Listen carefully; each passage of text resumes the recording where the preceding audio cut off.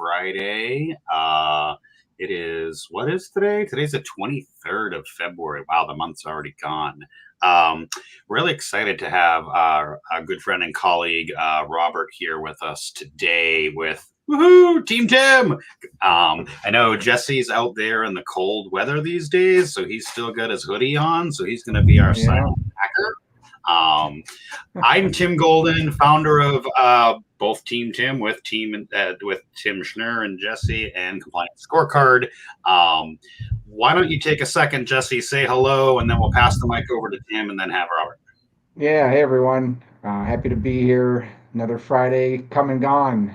Looked up and it was 1 o'clock, so that's crazy to me. But I'm Jesse Miller with our PSA Consulting. We help MSPs build security programs at scale, and we help them do it profitably. So with that, I'm going to kick it up to Tim Schnurr. Diagonal something? Diagonal. Tim Schnurr in the channel, focus on cybersecurity, shifting left, a lot of experience in intellectual property and insider threat. And, they keep inviting me back every week, I guess, because we're calling it Team Tim, right, Tim? Someone else gonna be on it besides me. But I'm doing some VCSO work, but also looking for new opportunities in the channel, and excited for this week. Robert Cioffi, who I think at least the three of us have certainly seen him in action at conferences. He's got a huge role coming up at this Write a Boom conference coming up in Vegas in 2 weeks, I believe it is. Yep, 2 weeks. Less, actually. Less. But Robert, introduce yourself, talk about a little bit about your background, and I'll kick off after you intro with some questions to you. Okay, sure. Appreciate the invitation. And for all the listeners and viewers tuning in, I know time is precious, so thanks for lending your time to us today. My name is Robert Cioffi. I'm the CTO and co-founder of Progressive Computing. We're an MSP based in Yonkers, New York, just north of New York City, if you don't know where Yonkers is. And today is a special day because it is our 31st anniversary. 31 years ago, I started this business, co-founded it with my high school college buddy, Ugo Cooley. So very proud to, I don't know if proud is the right word, or scratching my head wondering what the hell I'm doing in this business for so long. But I love this business. That's why it's been 31 years. And I feel like the community has given so much to us, and I'm trying to give back in every way that I can. So that's my quick intro. I'll pass it back to you guys. Awesome. So, like I said, I think the three of us have been at conferences. We've all heard about you speak about your terrible, horrible, no good day in 2021. I think it was July 2nd, 2021. 2021. Maybe I don't know if there's a short version, but maybe just a little bit of a summary for our audience on kind of your history and what you usually speak about at conferences. I mean, even in an hour and a half, I really can't tell the full story. So I'll give you the hopefully 2-minute version here. So July 2nd, 2021, it was a Friday, just before Independence Day here in the United States, in case anybody is tuning in from outside of the US. And, beautiful day here in New York. We were using Kaseya VSA RMM to manage about 2,500 endpoints, of which included about 250 servers. Looking forward to the 3-day weekend. It's beautiful weather here. Anybody from the Northeast or the Midwest knows what winters are like. They kind of suck. The ground is brown and the sky is gray all the time. And we're just so looking forward to those beautiful summer days. The forecast was amazing. And, we just, we experienced that worst nightmare scenario around 12:30. We had realized that 100% of those endpoints that we manage were encrypted with Revel Sodno Kibi. Threat actors had discovered a zero-day exploit to walk right past all of our security, didn't need administrator passwords, walked right past MFA, logged on, uploaded Revelstoke and Kiwi, and push that out to all of the endpoints that we manage. So that was about 80 clients across 200 physical locations in 4 time zones. And like I said, it was out of the 2,500 endpoints, about 250 servers, and the balance of which were end user desktops and laptops. So that's a quick version of it, and we can go deeper if you want. Yeah, No, I think that's great. No, it's not great. It's not great. It's a great 2-minute summary of, like I said, that terrible, horrible, no good day. Yeah. But you know, Jesse, Tim, I have some experience in breaches. Nothing like everything's encrypted, end of the world, right? On the corporate side, factions of the business may have problems or incidents. I don't want to say breach, right? That's a bad word. Brad Gross told me that. Bad word. Yeah.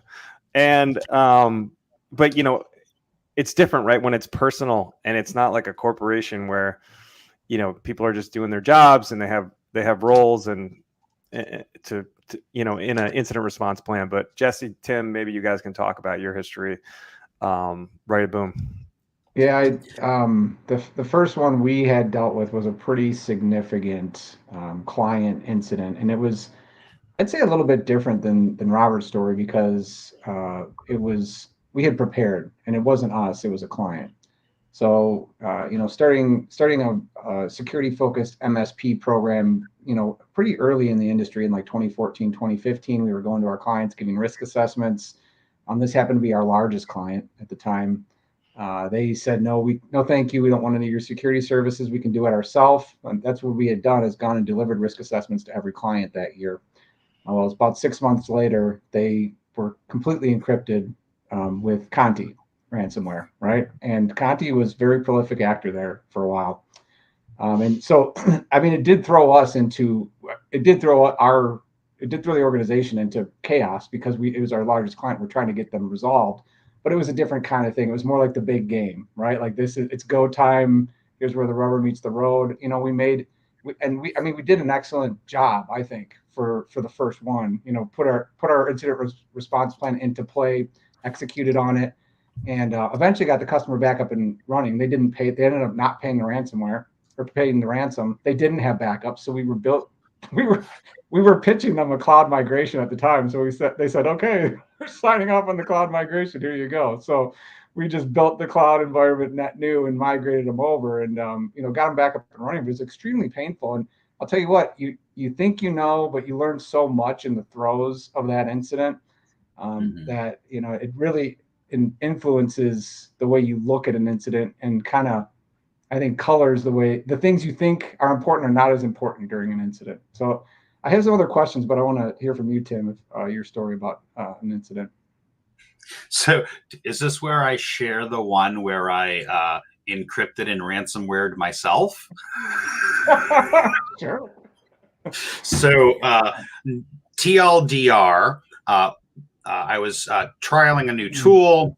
One of the features of that tool around data discovery and monitoring, one of the features was like, you know, protect the data. Not knowing enough about it, didn't really do my homework on as well as I should have way back in the day. I was like, of course I want to protect my data. Check.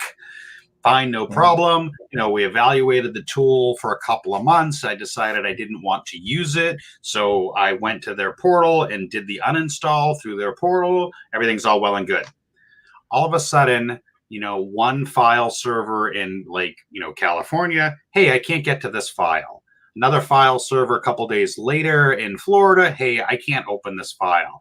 And then we kept seeing this repeating pattern, like random files not being able to get opened. Okay, kind of sounds like a ransom, but I'm not really sure. Random things here and there. And so I started like opening up documents, looking through them. There was, you know, a signature across the top of every single file. And it was the exact same signature, but it was just random files across, you know, the entire organization. Well, come to find out, I got, our great friend Wes Spencer. I got Kyle over at Huntress. I brought in like the people I know to bring in, like, what is this randomness? Long story short was, when I uninstalled the software, it didn't decrypt all the files before it removed the agent. So the files were there and we could open some of them, but not all of them, because not all the files got de-encrypted. And the tool, I'm not going to call it out or whatever, but I essentially ransomware like 7 locations and hundreds of random files across multiple different file servers that I then had to go find. And thank God we had backups, but it took me and people way smarter than me, like the people from Huntress and Wes, who was at Perch at the time, like we're all baffled. And had I not looked at add and remove programs and saw like there was a signature still left there, and I was like, oh my God, I wonder if it was that. And it was. So I ransomwared myself, and that was bad. Pretty embarrassing story, but I'll own it because I didn't know any better at the time. Good job there, Tim. Good job. Yeah, it's a little harder to get mad at yourself, right, than some nefarious young little boy from Eastern Europe, in Robert's case, or I guess it was another actor as well, right, who was still at large. There are multiple actors. One is still at large. At least one other is still at large. Yeah.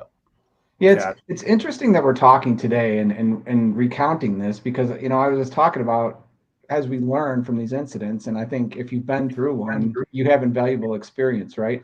But it's interesting we're talking today in the wake of this Screen Connect 0-day that's been out there, right? And that has been causing, it's very similar to the Kaseya problem that you experienced, right, Robert? Maybe not an exploit exactly, but the level and the ease of bypass is pretty straightforward, right? Well, I think we're still early in it, right? We think that we're already past those early stages. I think we're still in those early stages, because I've been thinking about all of the companies that have been victimized by this, but we just don't know it yet. Right. Yeah.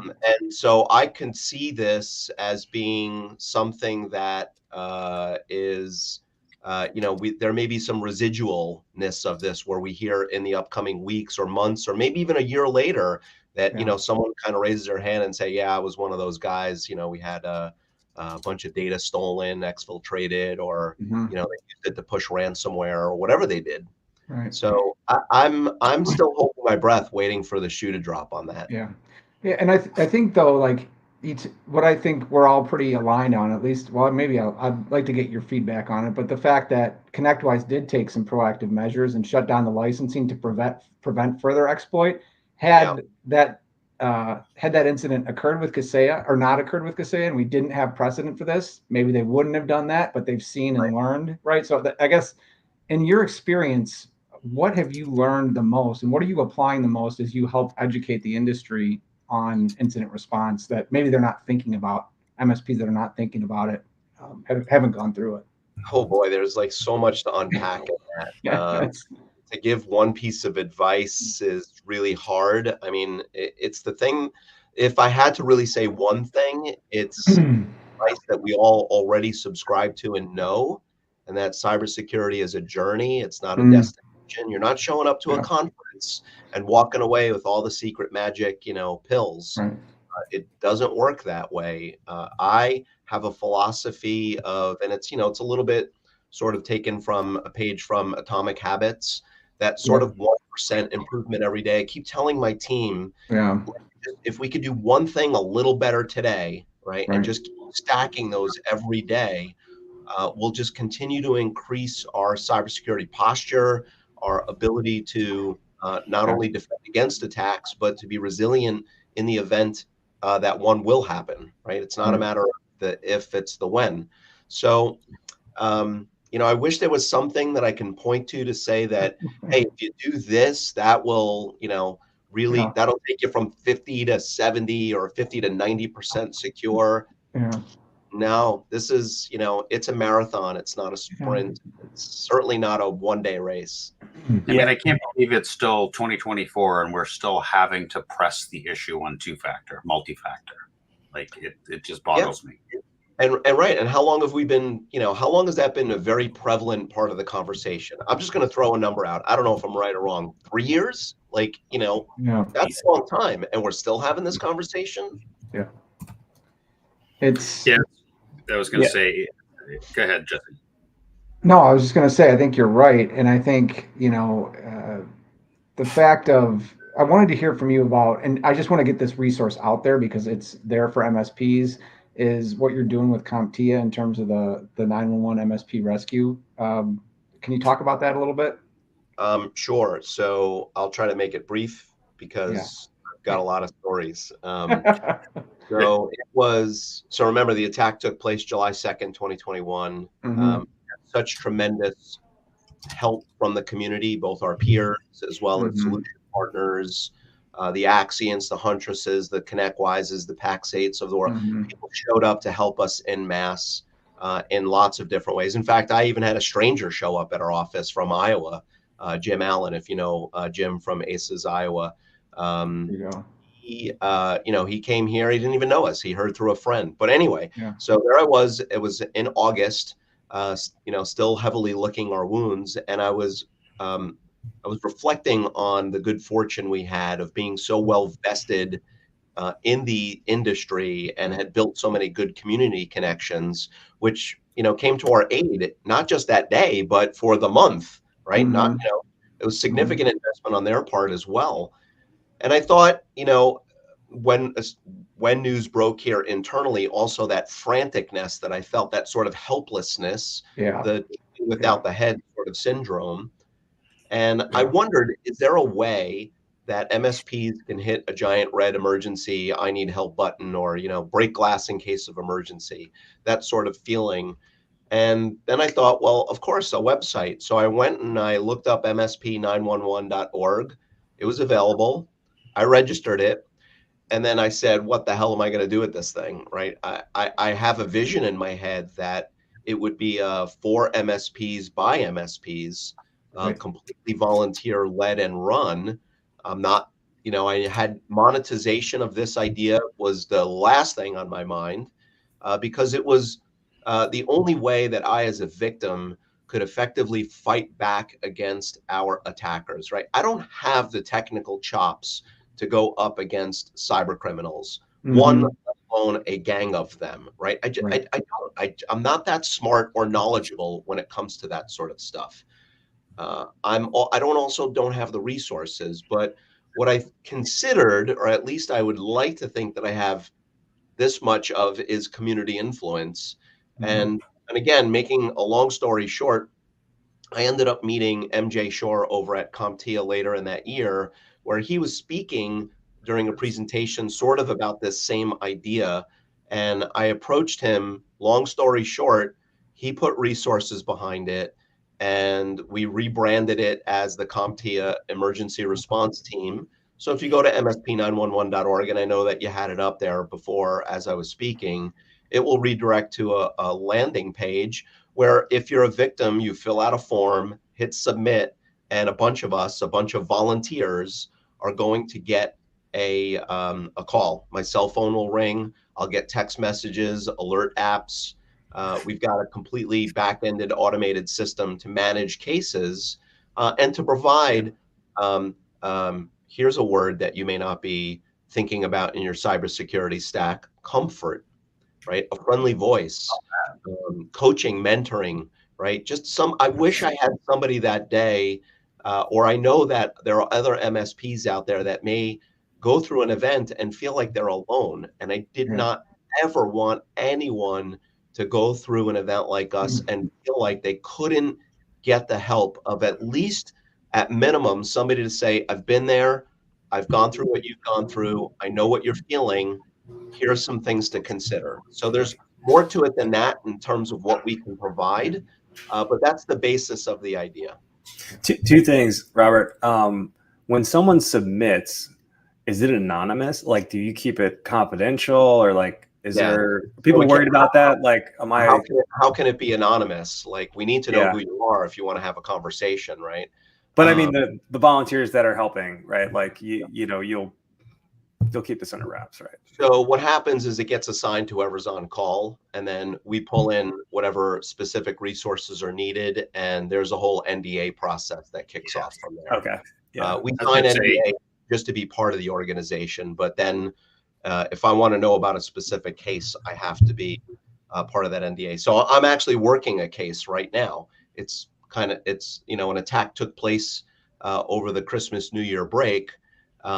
Somebody's business was completely ransomware, very similar to what happened with us. And I've been providing I've been providing a shoulder to cry on, is essentially it. Because they were all, by the time they contacted us, they were kind of already through the worst initial part of it. Yeah. But now it was just like, come on, keep your spirits up. I know that you're feeling whatever you're feeling. I know that this bad stuff is happening, but you got to push through. You got to energize your team. You got to reach out to those customers that are pissed off and, I don't know, send them a cake or something. Show up with donuts, something, so that you don't lose your business and your livelihood. That's a really great spot into our next question about, learning from those emotional scars, right? And I love the fact that you use the word comfort, right? Because, and Jesse, I'm sorry, I didn't mean to interrupt, but kind of talking a little bit around like lessons learned. Like we always forget, or we tend to forget, I hate to use absolutes, we tend to forget about like, there are real people behind this. Yep. There are humans on the other end that forget to eat, forget to drink, forget to and like that emotional piece behind it is just, I can't fathom it. I mean, I know when I did it myself and I was a wreck for weeks trying to figure this out. And maybe talk a little bit about that. Well, for sure, we had people here who were working 18-hour days constantly. I remember it was the second Sunday in our event. So I think we were probably, I want to say maybe 10 days into the whole thing, where we just ordered the entire team to stop. And I had people resisting, like, no, I want to keep going. I'm like, no, you need to go home and rest. So most people complied, but there were just some who couldn't bring themselves to doing it. So, I think, Tim, you're hitting it on the head here. We think about technology, we think about the MSP business, we think about response and recovery and frameworks and tool sets, and we think about it just being bits and bytes and technology, right? It's not. There are real people here whose lives can be affected in a very negative way. Not only as they're going through this, but also in the aftermath. And we cannot lose sight of the human impact, the psychological impact. If I may share for a moment that I don't have a diagnosis of PTSD, but I'm telling you, from what I have read, it sure in hell feels like I have it. I might be joking and smiling, and you guys might see me presenting on stage, and every once in a while you'll see that I'll crack. It's because it catches up to me sometimes. The feeling does not go away. So for those that would lob, and I'm not suggesting that this is prevalent these days, but in the past, for those that might lob criticisms towards another MSP or a company, how could they let this happen? What were they, asleep at the wheel? Like, what gross incompetence? Hold on a second. Why don't you dial that back and kind of figure out, like, there's probably way more to the story than you know. That's number one. And number two, like, instead of shooting your mouth off, why don't you pick up the phone and ask how you can help? Like, that might be actually useful. Yeah, exactly. I think I thought this.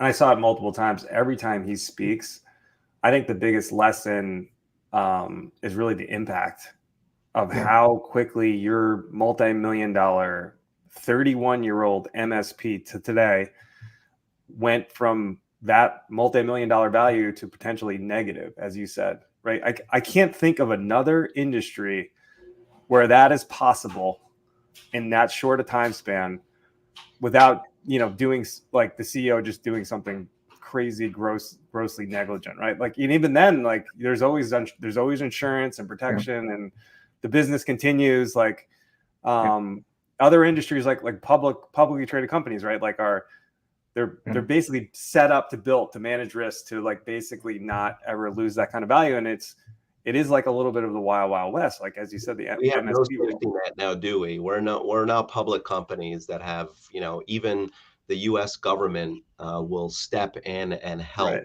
with resources. And I don't mean it seem like the government won't help small businesses. It's just that they're not even aware of how to help a small business. Mhm.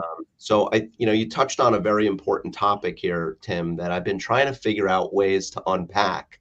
And, again, Sony gets hit, Colonial Pipeline gets hit, Target gets hit, Home Depot, Capital One. We can go on and on and on. Drop in the bucket. Yeah. Look what happened to AT&T this week, even though apparently it was not a cyber attack, but everybody like CISA, the White House, like everybody was like, hey, do we need to help? Right? It doesn't happen to the average MSP. No. And it's bad. Like I said, and every day, like you got to be a little uneasy, right? Like we're dealing with sophisticated systems that have lots of code, and we have adversaries like digitalization grows what, like 20% every year, like of your business is going online, and it's like worldwide access. You've got attackers in every nation, and it's a little scary. Mhm. I mean, and as you said, like no one should ever be like, oh, that guy got hit, like what was he doing wrong? Like the reaction should be, oh man, another one got hit. Like, it's just a lot of it's bad luck to some degree. Certainly in your case, I mean, it was like it had nothing to do with, it was basically supply chain for you. Supply chain. I mean, I'm not trying to be defensive here, but just Right. mainly stating facts. We were on the very latest security patch. The only release that we were behind on was a feature upgrade. But the last security patch that was released by Kaseya was believe it was at the end of May of 2021. So this was early July. I mean, we were fully patched. We were implementing MFA. We were following the prescription of what they recommended you should do to protect. And again, I don't mean to make it about me or that specific instance, but I think you land on the important fact here is that everything is very interconnected here, and supply chain attacks are only going to get worse and worse and worse. We were just talking, I forget who I was talking about this with the other day, about how threat actors are compromising, and this is nothing new, but threat actors are compromising companies, but instead of attacking them, what they're doing is they're attacking who they're connected to by impersonating them, Yep. right? So now you think you're dealing with the CEO of that company that you always deal with, and yet you're not. So there's a lot of things to consider here. Yeah. Yeah, I think that's a huge piece, and people don't always agree with me on this, but I've always been a fan, having worked in SEC regulated industries for a long time. I think the SEC actually does have some pretty good pragmatic approaches to ensuring that their regulated companies adhere to cybersecurity standards that actually make a difference, right? And so, to your point, that's why you see in the new cybersecurity rules this year, they require you to disclose on your 10K statement what you're doing for third-party risk management. Like that's now a requirement. Yeah. If you're a publicly traded company, you have to say, I'm either doing it or I'm not doing it, because that's material, right? Yeah. Mhm. So and it's funny that that doesn't apply to MSPs. yeah. Well, And we're the ones with the keys to the kingdom, right? Yeah, if you want to open up a giant can of worms, not yet, right? Until government decides to regulate us. So, not to throw a hand grenade on the table here, but I think we need to police our own before we get policed. Well, I think you're right. Go ahead. Yeah, Tim. that brings us back. I was going to say that brings us back to CompTIA, right, and the Trustmark program, right? Having worked with Chris Johnson and the team over there to build out a framework to help MSPs become an SRO, a self-regulated organization. There's plenty of models. Look at like law firms. Look at like the board, right, for legal, right? There's plenty of organizations, and CompTIA is on the forefront of that, right? CompTIA is, built this framework, built this Trustmark piece so that we can essentially self-regulate before we get regulated from people that probably have no business regulating us because they don't know who we are and what we do, right? Yep. At the end of the day, it always boils down to the MSP 911, like us working together, right? Yes, we're competitors as vendors across platforms, across MSPs, even in our own hometown. But, who says it all the time, better together or rising tides in ships, right?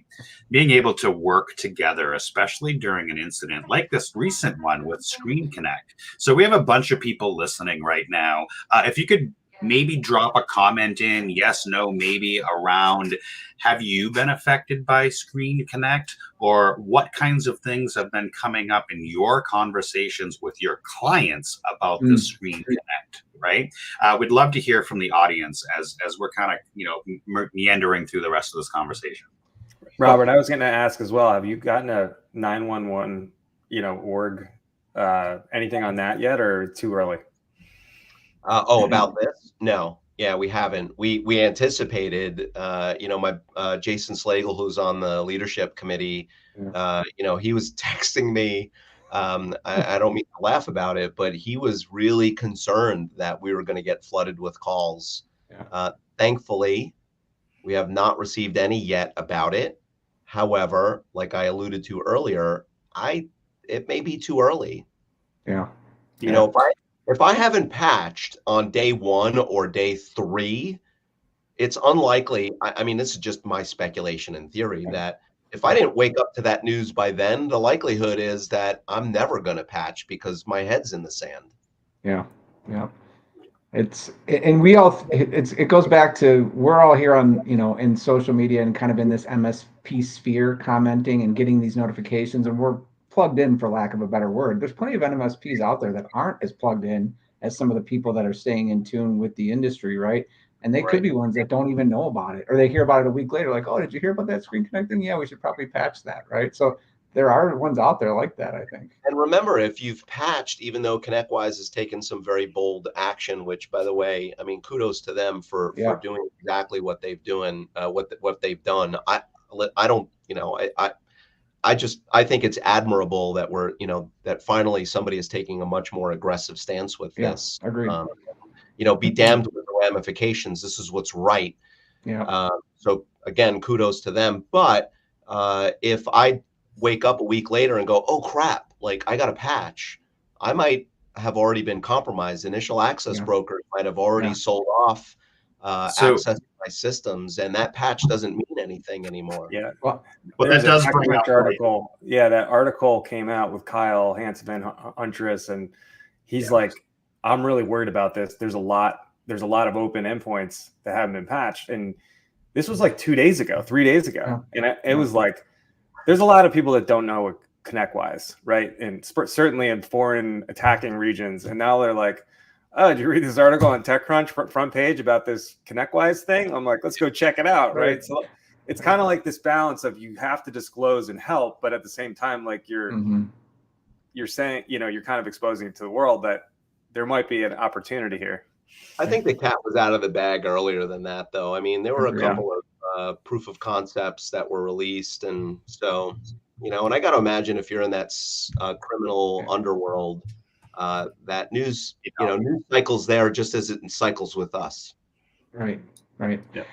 It's interesting because it's Screen Connect and because Automate, those types of systems. Like I said, back when we were doing this in 2014 and 2015, building our practice, it was kind of this awakening for our MSP to be like, holy crap, we're really vulnerable in a lot of ways. And so we poured so many man hours into building our own custom detections just for our Automate database, because there was nothing around at the time. I mean, now we have that, but it's still kind of dodgy to be able to get really good detections in Automate, right? So I think that, like you said, we may see some fallout from this because people think, oh, I'm patched, now I'm fine. Well, if you're not doing threat hunting and you're not staying plugged into those IOCs and then plugging in those IPs and IOCs back into threat hunts throughout your fleet and your environment, you're not rinsing and repeating that, you might still be in danger and you don't know it. So I just would caution people that are watching this to please make sure take this as a chance to up your threat intelligence game, up your threat investigation game, do some threat hunting in your environment and build some queries and start running that stuff against your fleet on a consistent basis and updating it and enriching it with the data that's coming out as we learn more about this every day, right? So don't quote me on the number, but I think it was somewhere around 6,000 endpoints that still haven't been patched as of a day or so ago, right? So that's a potential for Wow. 6,000. Like we're talking about it. We're like cat's out of the bag. So okay, but it could be possible of lateral movement, right? It coone be like, yeah, so Matt Lang just popped that over there in chat.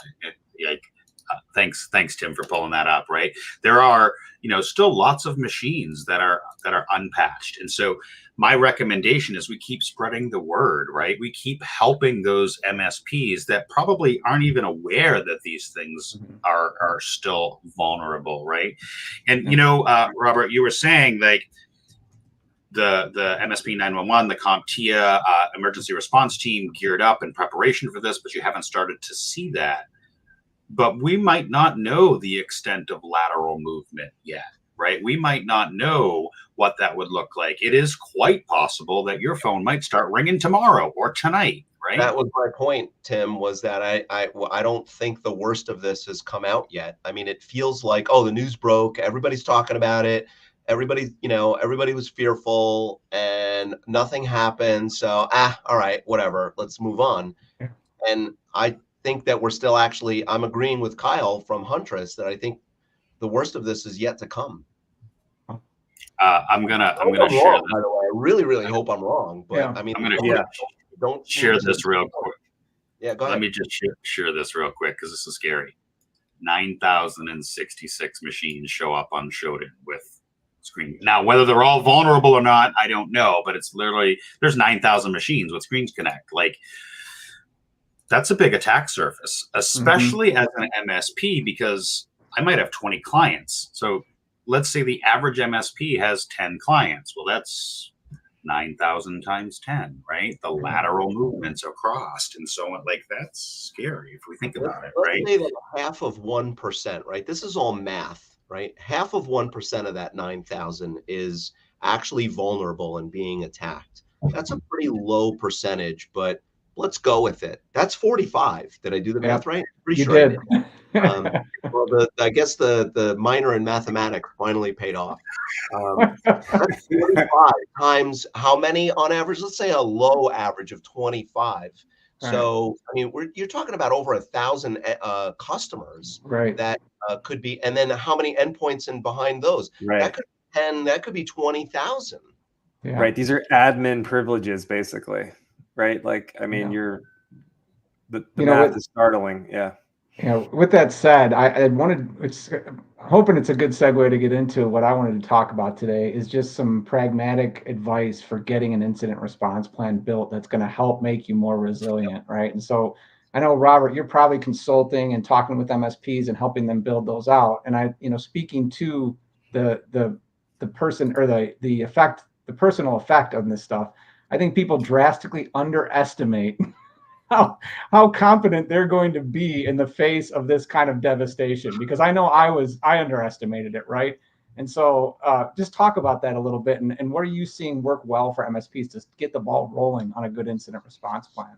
So you've got to, I mean, I think it just starts with the basic education. I mean, if you don't know how to spell IRP, like, start attending some sessions.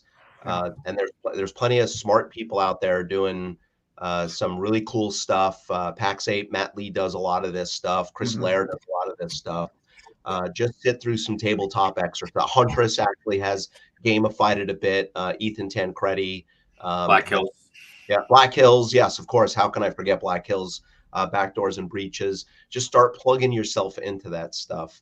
I mean, I'm not here to promote any specific company or tool or whatever, but there's good tools out there. I just feel like, because Exigence was so gracious to lend their tool to us at the emergency response team, we use an incident response platform in order to be able to do the intakes and manage an incident online. Because if you've got that paper-based system, right? If your incident response plan is Word, what happens to that document when you're ransomwared? right? Yeah, it's gone. Right.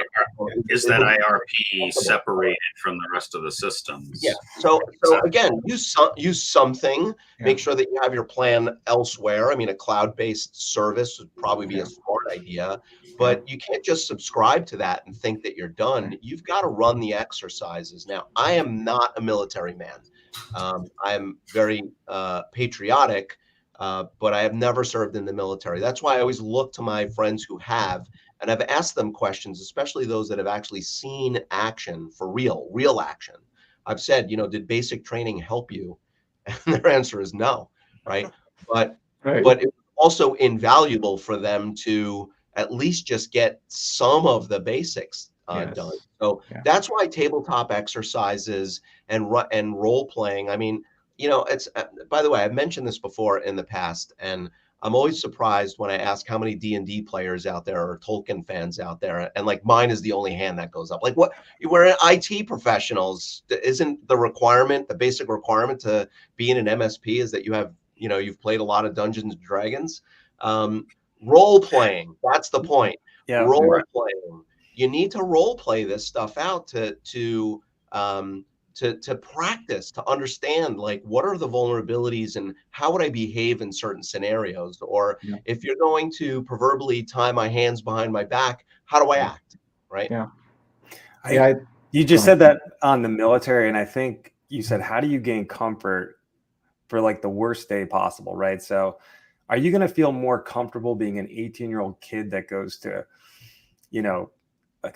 Marine Corps basic training, or are you going to feel a lot more comfortable going to war and you're a Navy SEAL at a Coronado, right? Like drills, right? And like how many rounds those guys fire and how many times they practice, right? So I think the more you practice and the more experience you get, you're going to feel a lot more comfortable for that worst day, with facing that adversary. So I think this is like where high school football players asked to somehow compete in the Super Bowl during game, an incident, and we're just not prepared. Like we understand the basics and the concepts, but we're just not ready. Exactly. Jeff, you were going to say something? Yeah, it's interesting because I think this is all great advice, and I think it leads into that.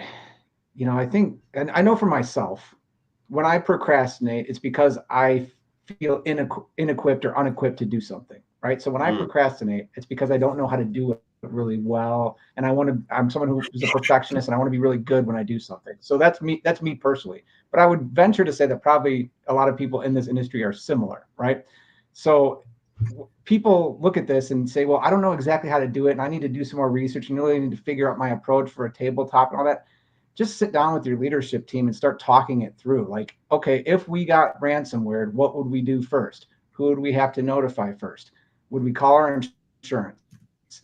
Have we talked to legal about what we should and shouldn't say, right? Who are the people that we should notify in the order that we should notify them? I think just getting a list of that. Do we have customers that we have to notify? Do we have vendors that we have to notify? Just building your list of entities that you have to contact is going to open up a real vista of where you need to start going. And so that's something you could sit down and simply do day one to get the process started and get the juices flowing.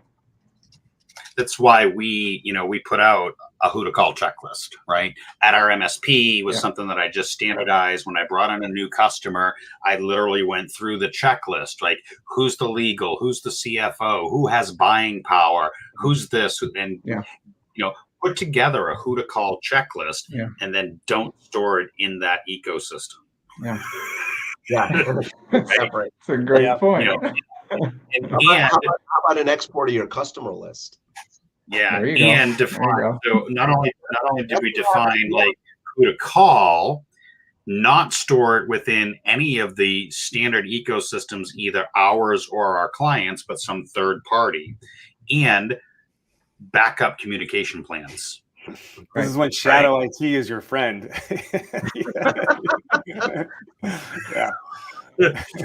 Well, right. I don't know. I wonder how many MSPs actually ask their customer, like, who's your legal team? Can I get the contact info? Who's your insurance carrier? Can I get the contact info? Yeah. Right. That's a hard conversation to ask, but How about Our keeping, connect server was compromised that day, so we couldn't get to our customer list. Like we had no way. Well, I mean, we had ways to contact them, but only through memory or digging through email. Yeah, Right. I heard an incident response insurance call webinar recently, and they're talking about paying the ransom, and the attacker enters the Zoom call. It was like, you better pay. So I mean, you think about how like everything is compromised. Like how far can it go? So like, how do you air gap that shadow IT or whatever you want to call it? So Yeah, you have to think that through. Out of band communications is a huge problem that you should solve for ahead of time. That is one that at least, and I've made mistakes in incident response. Don't get me wrong. I'm not some perfect, done it all right. I've done it all wrong, so I know how to do it better. I guess that's probably what I would say about myself.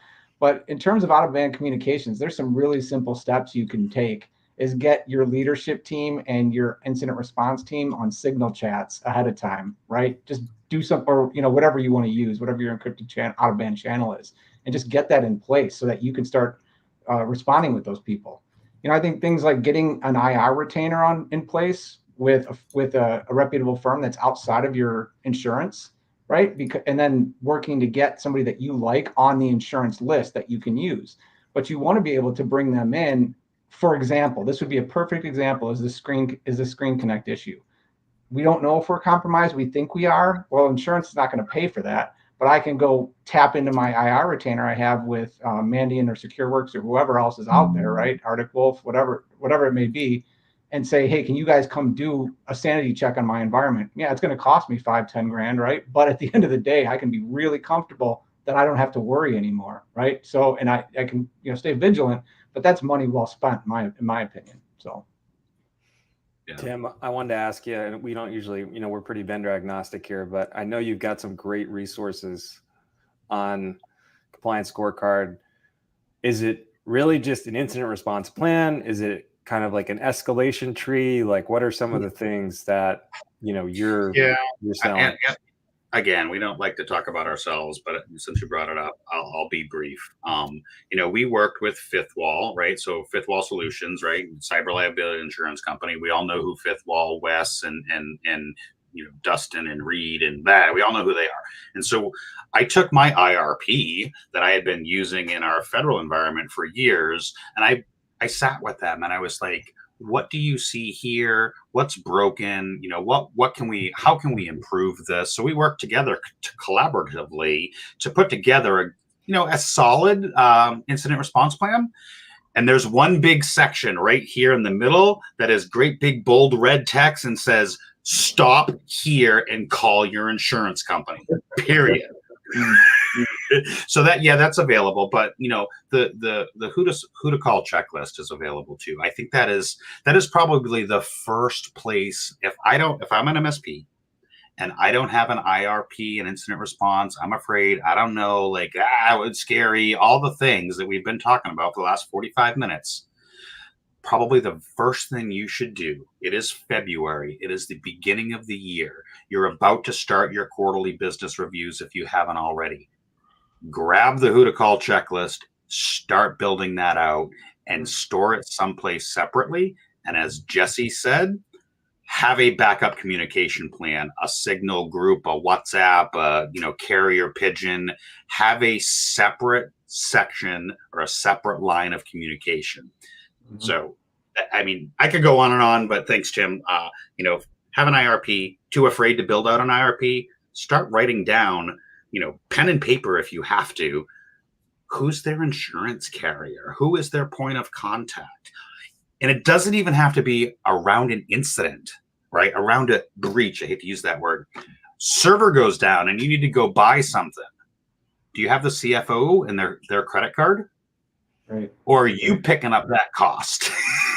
Right? Even just like that, right? If you think about it that way, right? Could call checklist would be a great place to start as building this out. Yeah, that's great advice.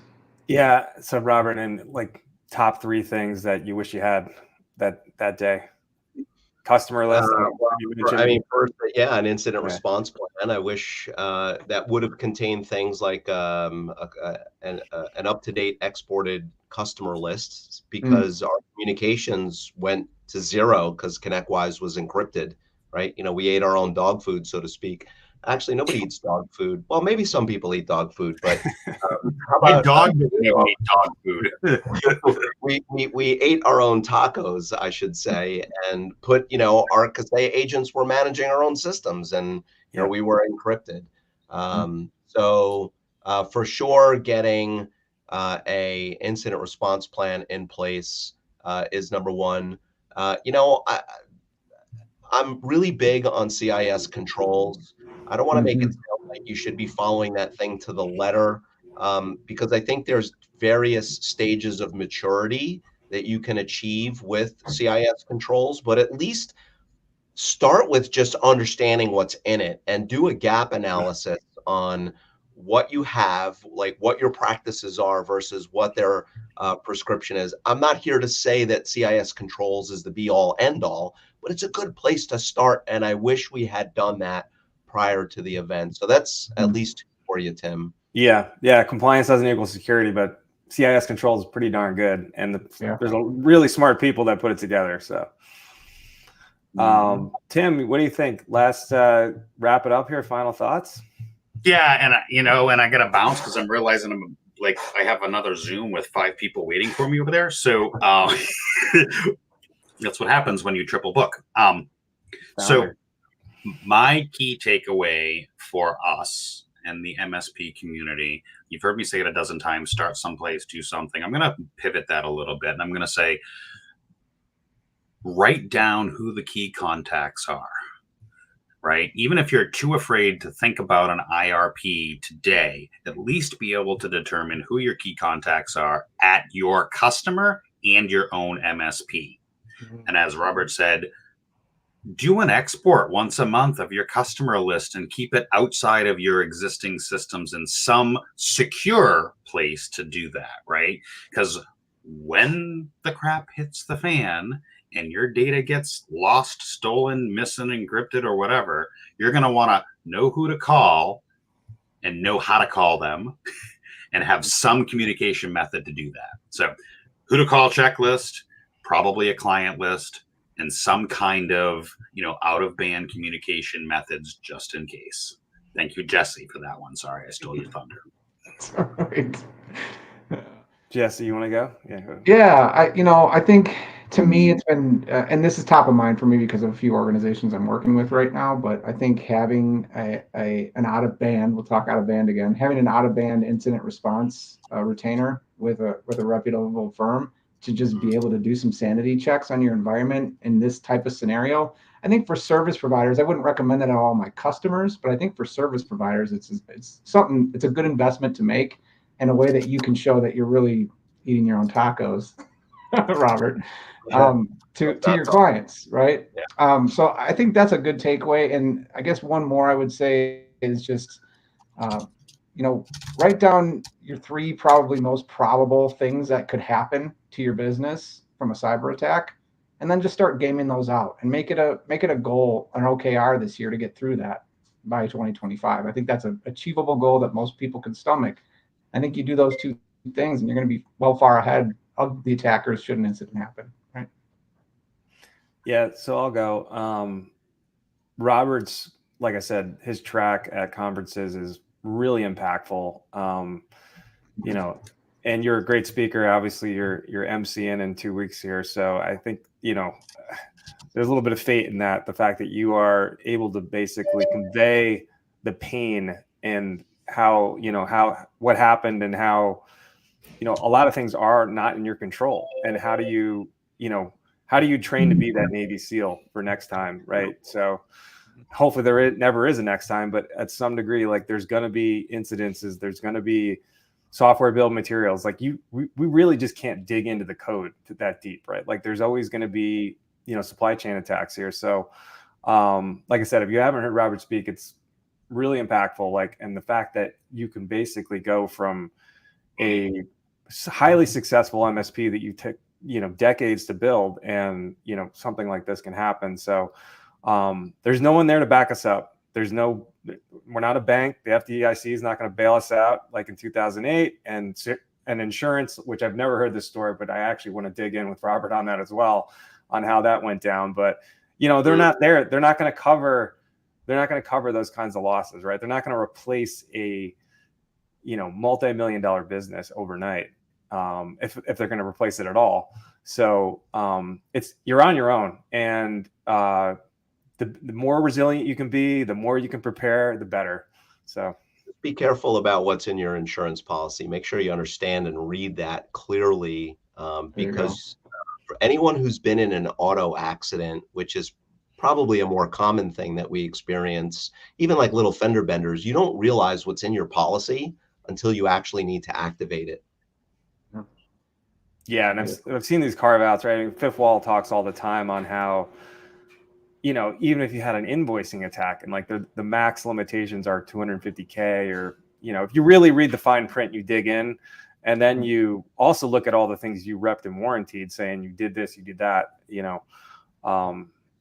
It's not there, right? Like cyber insurance, they're not there to lose money, and people are losing a lot of money here. So it's no surprise. Final thoughts, Robert.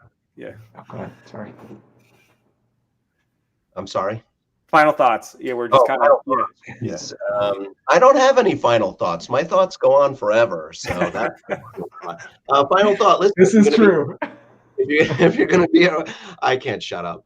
If you're going to be at Right of Boom, please, I'm going to be super busy, but I would love to be able to meet anybody who's listening. If we have not met, I'm happy to continue the conversation, privately, publicly, whatever I need to do to just keep making sure this community keeps moving in the right direction and forward. Awesome.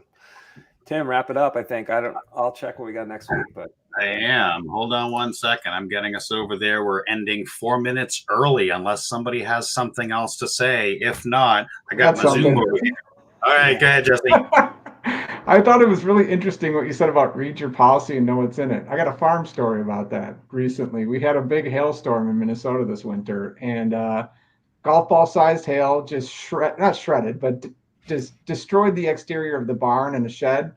And so when I went to file my filing claim, guess what I found out with my farm policy? It doesn't cover cosmetic damage.